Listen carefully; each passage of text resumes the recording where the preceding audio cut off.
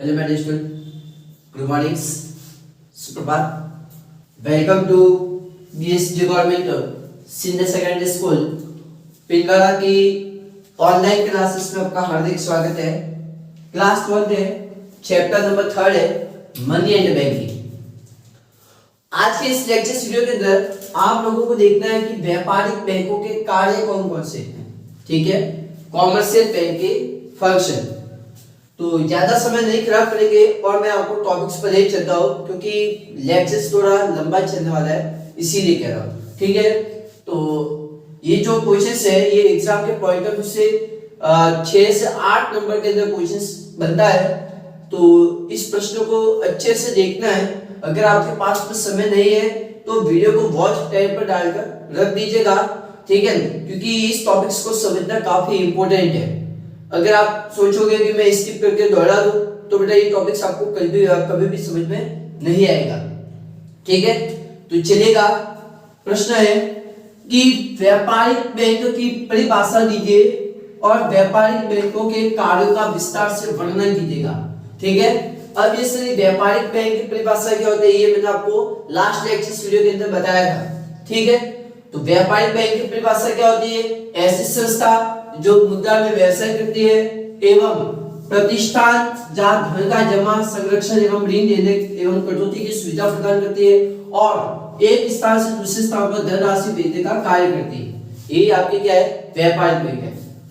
ये जो मैंने डेफिनेशंस लिखी है ये इंडियन बैंकिंग कंपनी एक्ट के अकॉर्डिंग मैंने लिखी है। ठीक है, वरना आप अपने शब्दों में तो लिख सकते हैं कि व्यापारिक बैंक वह बैंक है जो जनता से जमा स्वीकार करती है, जो जनता को ऋण प्रदान करती है, जो जनता को एजेंसी संबंधित सेवाएं भी प्रदान करती है।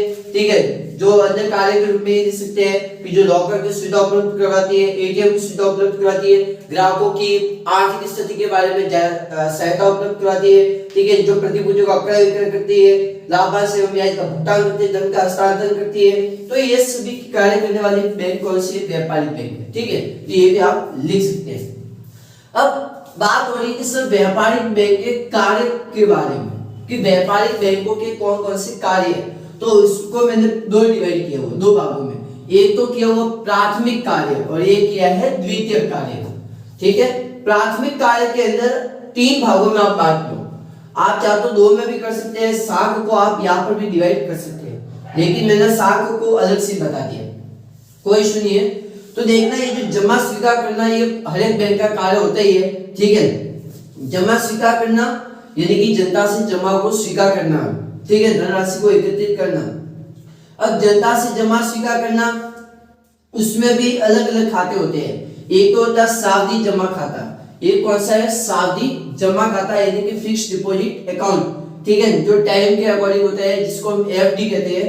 एक होता है चालू खाता, एक होता है बचत खाता, एक होता है गृह बचत खाता यानी कि होम सेविंग अकाउंट, और एक होता है अनिश्चितकालीन जमा खाते यानी कि जनता से जमा स्वीकार करना। उसमें 5 प्रकार के खाते खोलते हैं।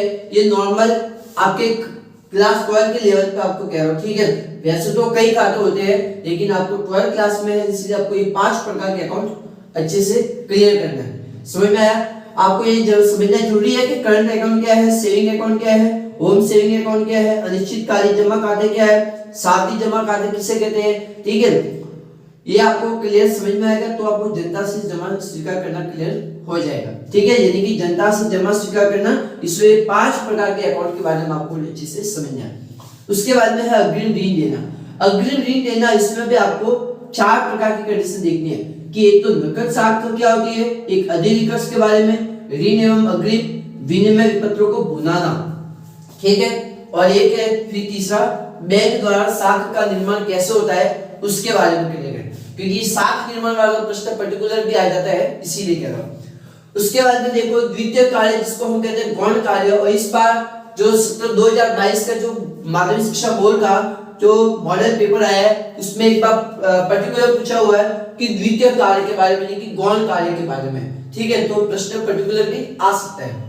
देखिएगा एजेंसी कार्य क्या होते हैं। एजेंसी कार्य के अंदर जैसे कि साख पत्रों की राशि का संग्रहण करना, साख पत्रों की राशि को भुगतान करना, प्रतिभूतियों का क्रय विक्रय करना, जो सिक्योरिटी है उसका लाभांश एवं ब्याज का भुगतान करना, धन का हस्तांतरण करना, कार्य कारक और न्यासी, मतलब ये किसकी बात कर रहा है एक्चुअली, जो कीमती वस्तु होती है उसको बैंक रखने का काम करते हैं उसके बारे में, ठीक है, यानी कि ट्रस्टी के बारे में ये कह रहा है। तो ट्रस्टी के रूप में भी ये बैंक कार्य करती है। उसके बाद में है अन्य कार्य, यानी कि अन्य कार्य को अन्य सुविधा को एक ही बात है। अन्य कार्य क्या कर सकती है, क्रेडिट कार्ड भी जारी करती है, वित्तीय सलाहकार भी करती है, ठीक है, एटीएम की सुविधा देती है, इंटरनेट बैंकिंग भी होती है, लॉकर की सुविधा होती है, मोबाइल बैंकिंग भी होती है। तो ये सभी क्या है, व्यापारिक बैंक के कार्य।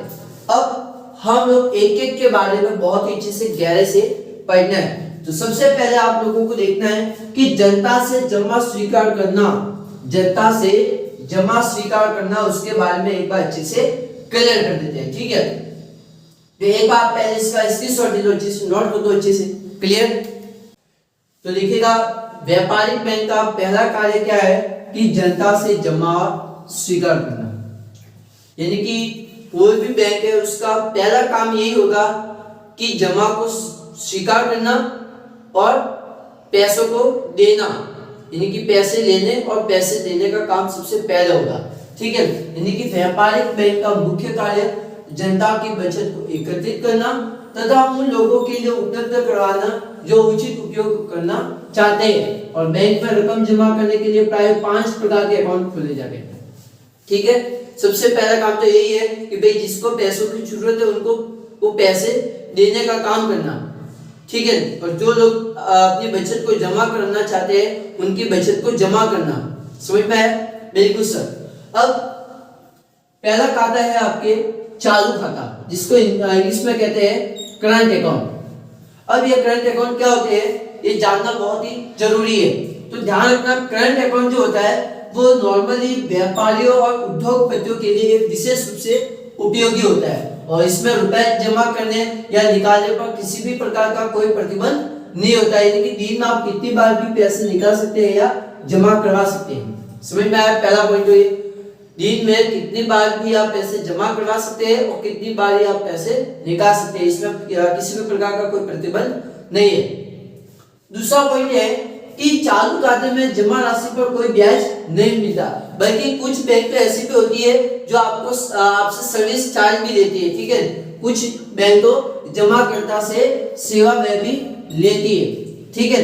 तीसरा पॉइंट है कि जमाकर्ता के संपूर्ण लेने का हिसाब भी रखती है और समय समय इनका जो भी स्टेटमेंट है वो स्टेटमेंट भी बताती है बैंक। उसके बाद में कि करंट अकाउंट के अंदर चेक की भी सुविधा उपलब्ध होती है रुपया को निकालने के लिए, ठीक है, पेमेंट करने के लिए, ठीक है सर।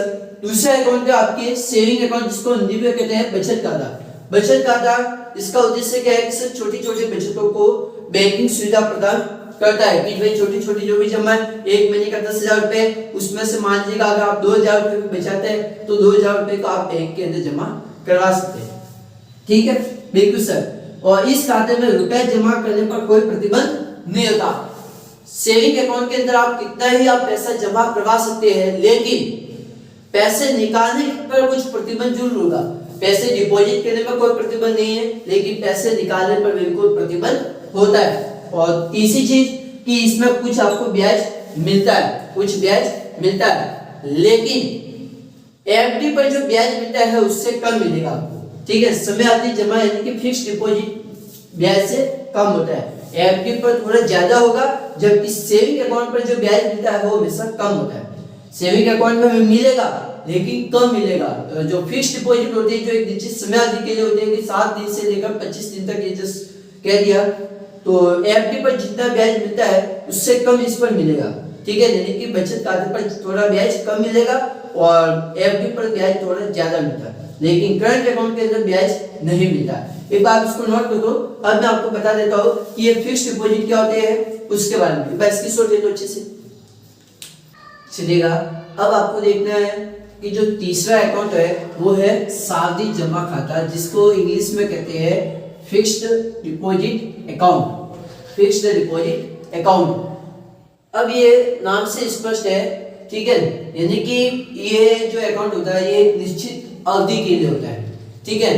और निश्चित अवधि के लिए जो जमा राशि की जाती है उसी को हम क्या कहते हैं, सावधि जमा खाता, ठीक है सर, यानी कि ध्यान रखना सावधि जमा खाते के अंदर जब भी आप पैसे जमा करवाओगे तो आपको एक रसीद दी जाती है जिसको हम क्या कहते हैं, फिक्स्ड डिपॉजिट रिसिप्ट। समझ में आया? जब आप एफडी अकाउंट के अंदर पैसे जमा करवाओगे तब आपको बैंक क्या करेगी, एक रिसिप्ट देगी जिसको हम क्या कहते हैं, फिक्स्ड डिपॉजिट रिसिप्ट। ठीक है, जिस पर जमा राशि की मात्रा लिखी जाएगी, उसकी क्वांटिटी कितनी है, उसकी परिपक्वता कितनी थी, कितनी होती है, ब्याज की दर कितनी होती है, परिपक्वता पर प्राप्त होने वाली राशि आदि की सूचनाएं लिखी जाती है। समझ में आए? बिल्कुल सर। दूसरी चीज में क्या ध्यान रखते हैं कि यह रसीद अपरिवर्तनीय होती है, यानी कि जमाकर्ता ही इस राशि को प्राप्त कर सकता है। समझ में आया? बिल्कुल सर। और ध्यान रखना इस खाते के अंदर जो ब्याज मिलता है वो हमेशा सर्वाधिक होता है। ठीक है, करंट अकाउंट के अंदर ब्याज आपको नहीं देते, ठीक है, जबकि बचत खाते के अंदर ब्याज मिलता है लेकिन कम होता है। किससे? सावधि जमा खाते से। यानी कि सबसे ज्यादा जो इंटरेस्ट मिलता है वो आपको इसी के अंदर मिलता है। ठीक है, सबसे ज्यादा इसी के अंदर है। समझ में आया? क्लियर? बचत खाते के अंदर ब्याज की दर मिलती है लेकिन कम। उसके बाद में कहता हूँ नॉर्मल सेविंग अकाउंट के अंदर जो ब्याज की दर होती है वो नॉर्मल 4% के आसपास होती है। आज के समय की अगर मैं बात करूं तो बैंक ऑफ बड़ौदा के अंदर नॉर्मल कितनी है, तो सर बीओबी के अंदर आज की डेट के अंदर 2.75% है। ध्यान रखना, आज के समय की कह रहा हूं। एसबीआई के अंदर भी यही है, 2.75 है। समझ में आया? यानी कि बचत खाते के अंदर नॉर्मल जो ब्याज की दर होती है वो लगभग 4% के आसपास होती है। ठीक है, जबकि एफडी की अगर बात करोगे तो एफडी के अंदर जो ब्याज मिलता है वो नॉर्मल 6% या 8% के आसपास मिलता है। समझ में आया? बिल्कुल सर। जमाकर्ता को आवश्यकता के समय जमा की रसीद के आधार पर ऋण भी दे सकता है। समझ में आया? जो भी जमा करता है वो जमाकर्ता को अगर आवश्यकता हो जाए लोन की तो वो जमा रसीद के आधार पर वो ऋण भी ले सकता है, बैंक उसको ऋण भी देगी। बिल्कुल सर। अब देखना है आपको घरेलू बचत खाता, यानी कि house saving account. House saving account हालांकि अभी वर्तमान में इतना ये नहीं चलता है। घरेलू बचत खाता है, अनिश्चितकालीन जमा खाते हैं, ये इतना भी वर्तमान में नहीं चलते। ठीक है, देख लो क्या होता है। ये अल्पकालीन बचतों को प्रोत्साहन देने के लिए कुछ बैंक अपने ग्राहकों को एक गुल्लक यानी कि सेव देते हैं। ठीक है, जिसमें वे समय समय पर अपनी बचत को एकत्रित करते रहते हैं और कुछ समय बाद गुल्लक को बैंक में लाने पर बैंक उसकी जमा राशि को निकाल कर जमाकर्ता के खाते में जमा कर देता है। वर्तमान में इस खाते पर बचत खाते के समान ही ब्याज मिलता है। मतलब ये समझो कि जिस तरीके से हम अपने परिवार के अंदर जो छोटे छोटे बच्चे होते हैं उनको एक गुल्लक ला कर देते हैं। ठीक है, तो हम लोग उन बच्चों को क्या कहते हैं कि भाई तेरे पास में बेटा जो भी पैसे आए उस पैसों को इस गुल्लक के अंदर डाल देना। और भविष्य में जब ये बच्चा गुल्लक में से जो पैसों को निकालता है तो उसके पास में एक बड़ी राशि मिलती है और उससे वो क्या हो जाता है, खुश हो जाता है। ठीक है, तो उसी प्रकार मैं कह रहा हूँ बैंक भी क्या करती है कि आप लोगों को एक छोटा सा गुल्लक देती है और बैंक कहती है कि भाई आपके पास में जो भी बचत होती है उस बचत को इस गुल्लक के अंदर डाल दो। ठीक है, और समय अनुसार आप इस जमा को यहाँ पर जो भी बचत है उस बचत को यहाँ पर जमा कर दो। ठीक है, बिल्कुल सर। इसमें भी जो ब्याज मिलता है वो सेविंग अकाउंट के बराबर ही होता है। ठीक है, इसमें भी जो इंटरेस्ट की रेट होती है वो सेविंग अकाउंट के इक्वल ही होती है।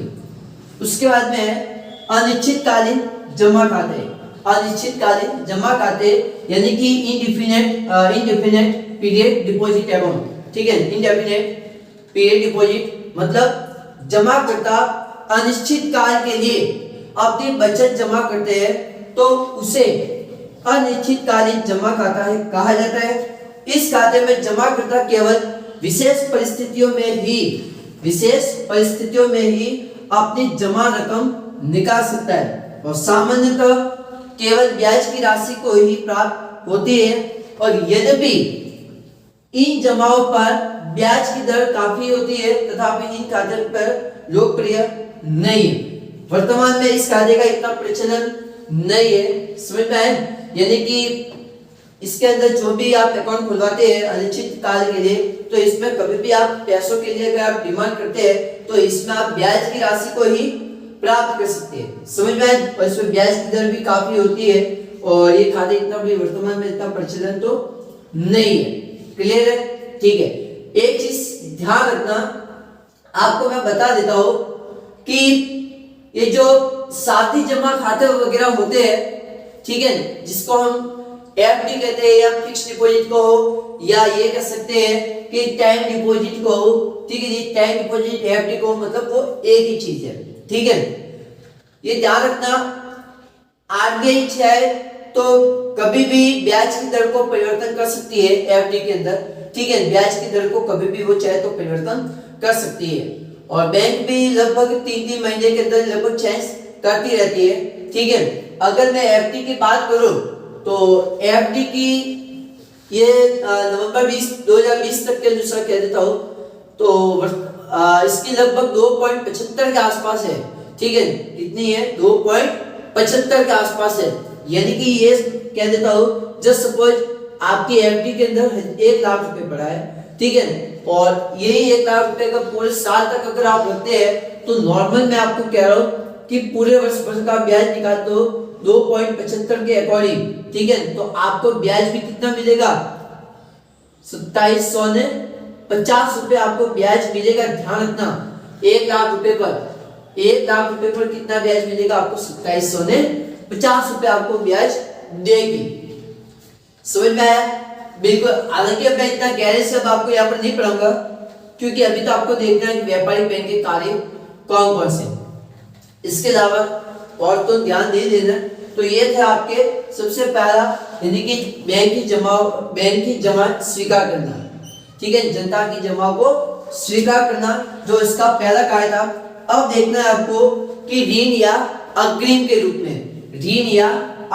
रूप में ये किस प्रकार से कार्य करेगी, उसके बारे में आपको डिस्कस करना है। तो एक बार आप इस पूरा का स्क्रीनशॉट ले लो।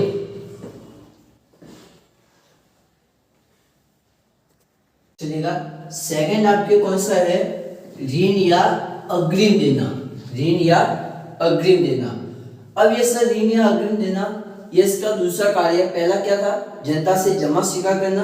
अब दूसरा कार्य है कि सर ऋण देना या अग्रिम के रूप में, ठीक है। मतलब कि सर व्यापारिक बैंक अपने ग्राहकों की आवश्यकताओं को पूरा करने के लिए ऋण भी देती है, ठीक है। जब भी किसी भी ग्राहक को अगर लोन चाहिए तो वो लोन भी देगी, ठीक है। अगर किसी कंपनी या किसी संस्था को अगर ऋण चाहिए तो भी वो उपलब्ध करवाएगी।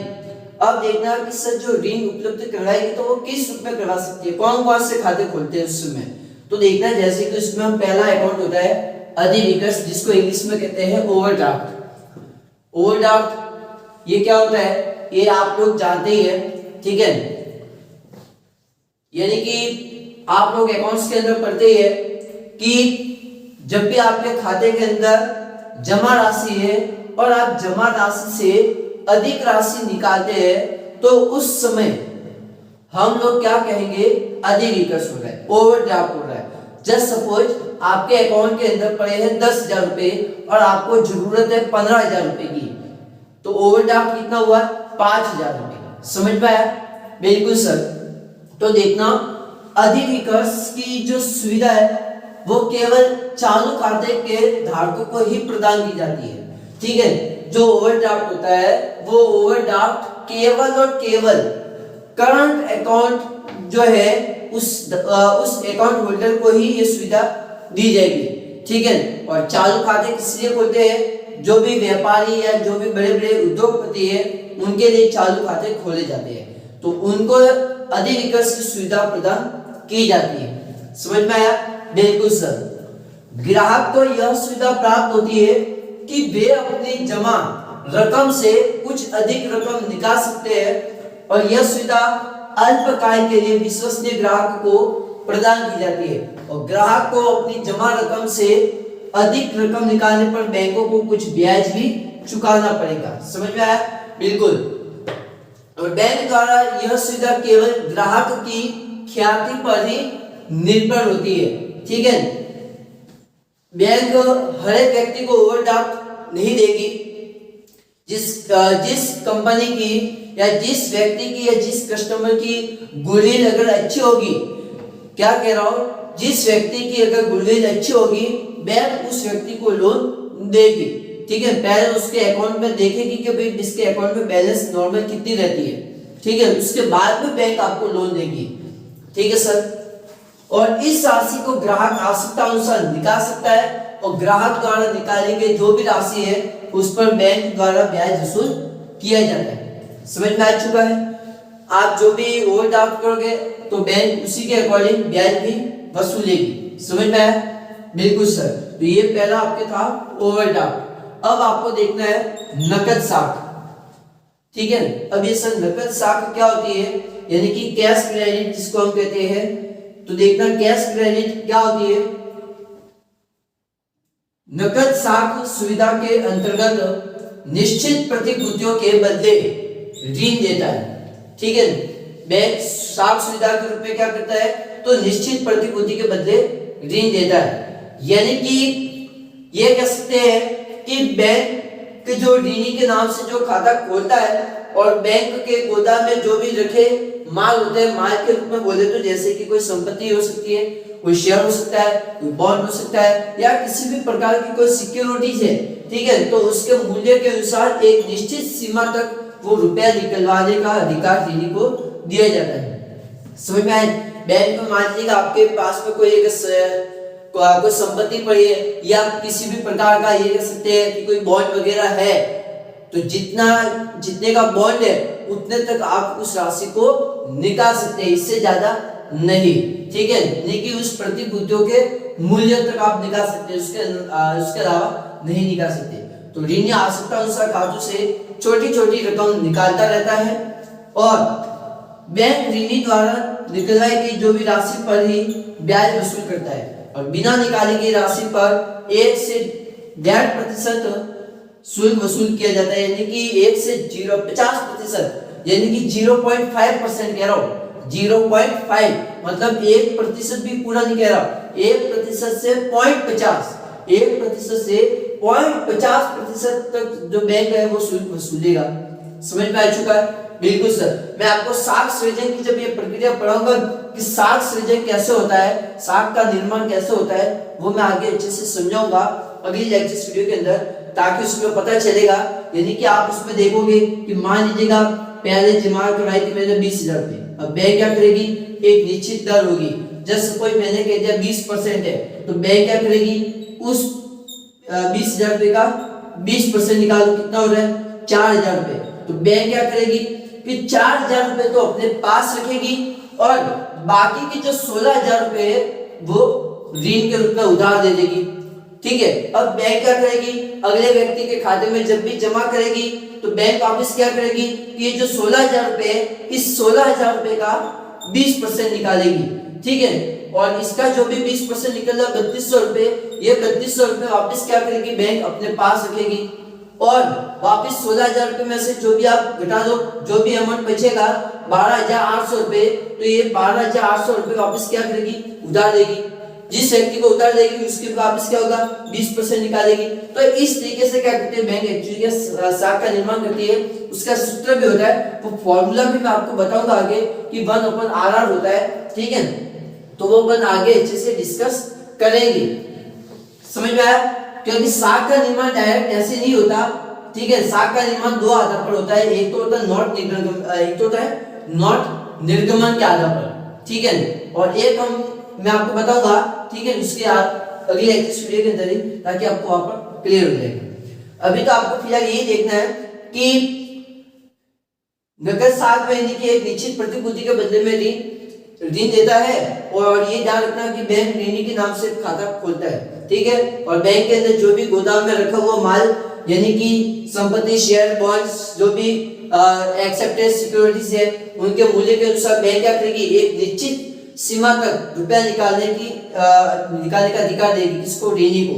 ठीक है, जितने की सर्च पड़ेगी, जितना शेयर होगा, जितना बॉन्ड होगा, जितनी सिक्योरिटी होगी, उतनी वैल्यू तक वो बैंक उसको ऋण देने की कार्य कर सकता है। तीसरा है आपके ऋण एवं अग्रिम। ऋण एवं अग्रिम यानी कि लोन एंड एडवांस। अब ये सर क्या कह रहा है, तो यह भी बैंक का महत्वपूर्ण कार्य माना जाता है। ठीक है, यह भी एक बैंक का महत्वपूर्ण कार्य माना जाता है। ठीक है, यह भी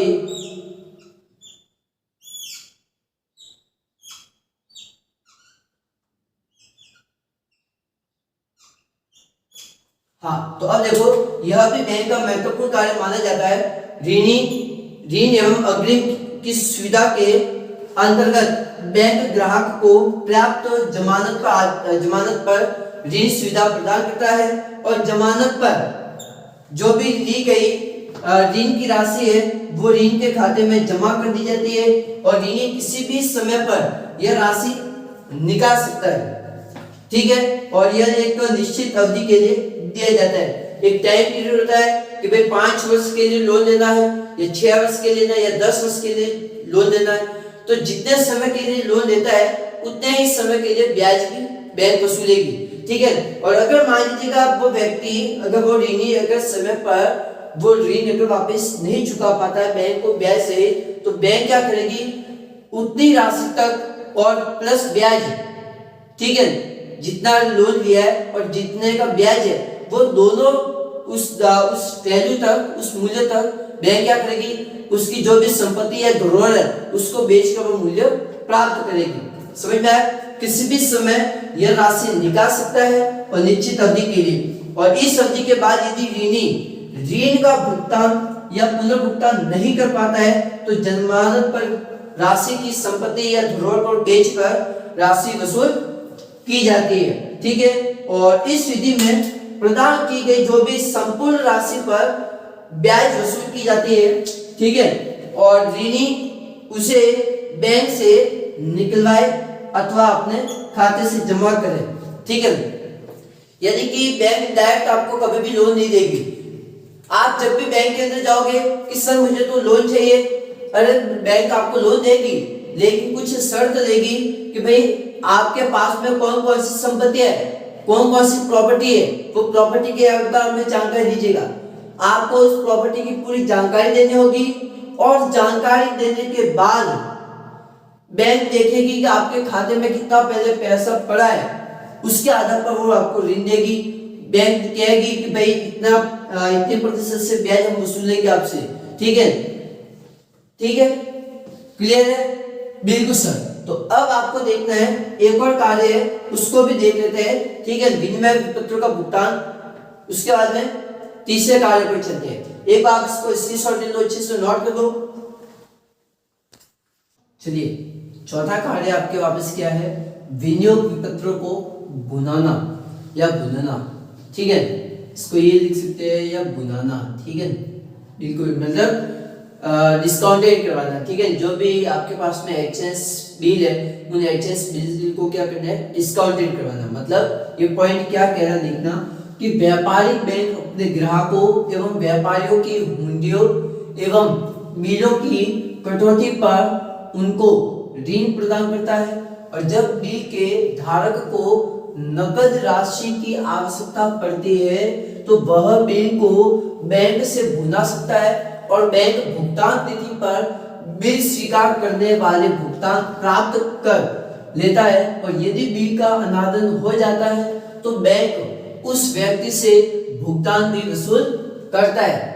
और जिसमें बिल का बट्टा करवाया था, बिल का बट्टा करना भी एक प्रकार से बैंक द्वारा ऋण देना ही है, क्योंकि उसे नकद राशि तुरंत देनी पड़ती है, किंतु उसे भुगतान बाद में प्राप्त होगा। ठीक है, अगर बैंक वाला अगर आपको डिस्काउंट दे रहा है तो समझ जाना कि वो आपको क्या दे रहा है, एज ए लोन ही आपको दे रहा है। समझ पाए? अगर आपको बैंक डिस्काउंट देगी तो आपको क्या करना होगा, नकद भुगतान करना पड़ेगा तुरंत प्रभाव उसी समय से। ठीक है, बिल्कुल सर। अब है आपके तीसरा कार्य, एजेंसी संबंधित कार्य। एजेंसी संबंधित कार्य, अब एजेंसी संबंधित कार्य उसमें भी अलग अलग पॉइंट है, देखना। पहला तो कह रहा हूं साख पत्रों की राशि का संग्रहण। पहला क्या है, साख पत्रों की राशि का संग्रहण। देखते हैं साख की प्रक्रिया कैसे होती है, ये मैं आगे अच्छे से समझाऊंगा। ठीक है, किस पहले एक्चुअली क्या होता है, साख का निर्माण करना होता है, उसके बाद में उसका संग्रहण करना होता है, उसके बाद में उसको उसका भुगतान करना होता है। ठीक है, अब देखना कि संग्रहण करना मतलब बैंक अपने ग्राहकों के साख पत्र, जैसे किस रूप में हो सकते हैं, चेक के रूप में हो सकते हैं, ड्राफ्ट के रूप में हो सकते हैं, विनिमय बिल हो सकता है, या फिर प्रतिज्ञा पत्र के रूप में भी हो सकता है, ठीक है, या हुंडी के रूप में भी हो सकता है। तो आदि की राशि को वसूल करके उसके खाते में जमा करता है। ठीक है सर। उसके बाद में दूसरा कार्य कि साख पत्रों की राशि का भुगतान, बिल्कुल सर, पहले निर्माण करेगी, उसके बाद में संग्रहित करेगी, उसके बाद में भुगतान करेगी। तो देखना बैंक अपने ग्राहकों द्वारा जो भी जारी किए गए जो भी चेक, ड्राफ्ट, प्रतिज्ञा पत्र है, तो आदि की राशि का भुगतान करने का कार्य करेगी। पहले तो संग्रहित करेगी, उसके बाद में भुगतान करेगी। ठीक है, उसके बाद में तीसरा कार्य है कि प्रतिभूतियों का क्रय विक्रय करना, जो भी सिक्योरिटीज है उनको परचेसिंग करना और सेल्स करना। ठीक है, जैसे अंश पत्र या ऋण पत्र, उनका क्रय विक्रय करने का कार्य कौन करेगी, व्यापारिक बैंक। फिर है लाभांश तथा ब्याज का भुगतान, डिविडेंड एंड इंटरेस्ट पेड। ठीक है, तो अगर अंश पत्र खरीदे तो अंश पत्र पर क्या भुगतान करना पड़ेगा, तो सर लाभांश का भुगतान करना पड़ेगा। अगर आपने शेयर खरीदे तो शेयर के बदले में आपको क्या पे करना पड़ेगा, डिविडेंड। और अगर आपने डिवेंचर अगर परचेस किए तो डिवेंचर के बदले में आपको क्या देना होगा, जो भी इंटरेस्ट है वो इंटरेस्ट आपको देना पड़ेगा। समझ में आया? जो भी आपने डेब्ट लिया है, लोन लिया है, तो लोन के बदले में आपको ब्याज देना पड़ेगा। और ऋणों की जो भी किस्त है तो वो भी वसूलने का कार्य करेगी। बिल्कुल सर। उसके बाद में है धन का हस्तांतरण। जाहिर सी बात है, व्यापारिक बैंक ग्राहकों के एक स्थान से दूसरे स्थान पर भी धन का हस्तांतरण करने का कार्य करती है। ठीक है, जैसे कि सिरोही है और सिरोही से अगर मान लीजिएगा अजमेर पे करना पेमेंट, तो आप अजमेर में पेमेंट पे कर सकते हैं। फालना में करना तो फालना में कर सकते हैं, देवपुर करना तो देवपुर करो। ठीक है, तो व्यापारिक बैंक में ये सुविधा प्रदान करती है। उसके बाद में है प्रन्यासी संबंधित कार्य। प्रन्यासी संबंधित कार्य देखते हैं क्या कह रहे हैं। व्यापारिक बैंक एक्चुअली क्या है, ग्राहकों की जो भी संपत्तियां है तो उन संपत्तियों के प्रबंधन और जायदाद के प्रन्यासी के रूप में भी व्यवस्था के रूप में कार्य करती है। यानी कि जो भी आपके पास में संपत्ति है, असेट है, तो उन असेट को जो भी संभालने का कार्य मैनेजर के रूप में भी कार्य करती है। ठीक है, उसका मैनेजमेंट भी पूरी तरह से एकदम व्यवस्थित रहता है। आप किसी भी वक्त कहोगे कि भाई मुझे ये संपत्ति देखनी है, तो आप बैंक के समय जो भी कार्य जो भी समय है, ठीक है, उस समय आप जाओ और उस समय आप उस संपत्ति को देख सकते हैं कि भाई मेरे द्वारा जो भी जमा कराई गई संपत्ति थी वो किस प्रकार से अभी भी है या नहीं है, तो वो भी आप देख सकते हैं, क्योंकि उसका प्रबंधन भी अच्छा है, जायदाद भी अच्छा रहता है। ठीक है, क्योंकि उसका मैनेजमेंट ही ऐसा है। एक्चुअली व्यावसायिक बैंक का उद्देश्य होता है लाभ कमाना। तो लाभ जब कमाए, कुछ बैंक के लाभ कमाते, कुछ बैंक के लाभ नहीं भी कमाते। ठीक है, तो बैंक ये नहीं चाहती कि ग्राहकों को किसी समस्या उत्पन्न हो जाए। ठीक है, ये आपकी समस्या का समाधान करने के लिए ही होती है। ठीक है, ये ग्राहकों को कोई समस्या आने नहीं देती है और ग्राहकों की पूर्ण रूप से सेवा करती है। ठीक है, ग्राहकों को कोई समस्या आती है तो उसका समाधान भी करवाती है। बिल्कुल सर। अब एक और देख लो अन्य कार्य या अन्य सुविधा के रूप में। ठीक है, उसके बाद में आज का लेक्चर्स में कंप्लीट करो, स्क्रीनशॉट ले लो।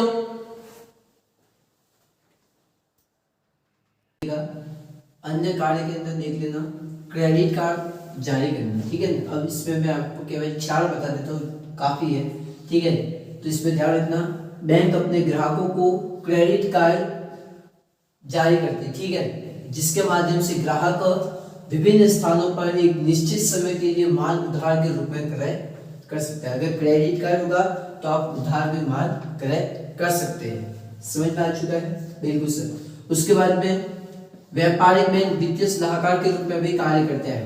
यानी कि व्यापारिक बैंक अपने ग्राहकों को वित्तीय मामलों में भी सलाह देने का कार्य करेगा। जो भी फाइनेंस से रिलेटेड जो भी एडवाइस होगी तो वो एडवाइस भी आपको देगी। उसके बाद में है लॉकर सुविधाएं।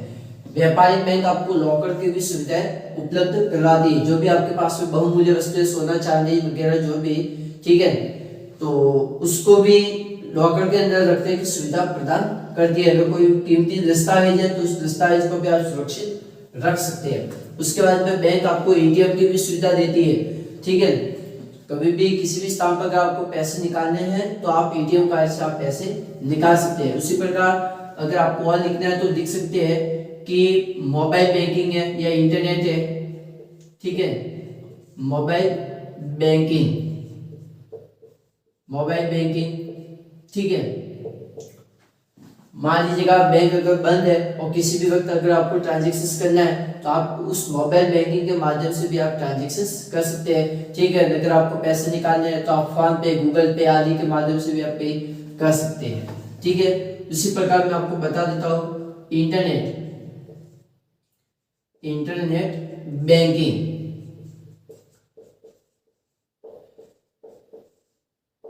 इंटरनेट के माध्यम से भी आप किसी भी बैंक की आप जानकारी निकाल सकते हैं, ठीक है। किस खाते पर कितना ब्याज दिया जा रहा है, किस बैंक की कौन कौन सी फैसिलिटीज है, तो ये भी आप इंटरनेट के माध्यम से दे सकते हैं, ठीक है। या फिर मान लीजिएगा इंटरनेट के माध्यम से अगर किसी को पैसे भेजने हैं तो आप पैसे भी भेज सकते हैं, ठीक है। मोबाइल बैंकिंग के माध्यम से ये भी कह सकते हैं कि आपने कोई भी पैसे जमा करवाया है या पैसे निकाले हैं तो ये भी जानकारी आपको मैसेज के थ्रू बैंक आपको देता है, ठीक है। और एक कार्य और था जो मैंने नहीं बताया, साख का निर्माण करना, ठीक है। क्योंकि मैंने यहाँ पर कार्य को 5 भागों में डिवाइड किया था, तो कोई इश्यू नहीं है। साख का निर्माण करना मैं आपको आगे अच्छे से पूरी गहरे से आपको पढ़ाऊंगा, ठीक है। वहां पर आपको अच्छे से देख लेना, क्योंकि साख का निर्माण करना यहाँ पर मैं 2 लाइन में बताऊँ, इससे अच्छा आपको वहीं पर आपको एकदम क्लियर बता दूंगा, ठीक है। तो ये आपके क्या थे, व्यापारिक बैंक के कार्य थे जो कंप्लीट हो चुके हैं। नेक्स्ट अगले एक्सरसाइज के अंदर हम देखेंगे कि साख का निर्माण कैसे किया जाता है, ठीक है। तो इस पॉइंट तक तो आप अच्छे से क्लियर कर देना, क्योंकि हिसाब के अंदर 6 नंबर का प्रश्न यहाँ पर बनता है, इसीलिए आपको कह रहा हूँ। और किसी भी प्रकार का कोई डाउट वगैरह है तो मुझे मैसेज कर देना, वहां पर मैं आपको रिप्लाई कर दूंगा। Okay bye. और इसको एक बार नोट कर दो अच्छे से, क्लियर।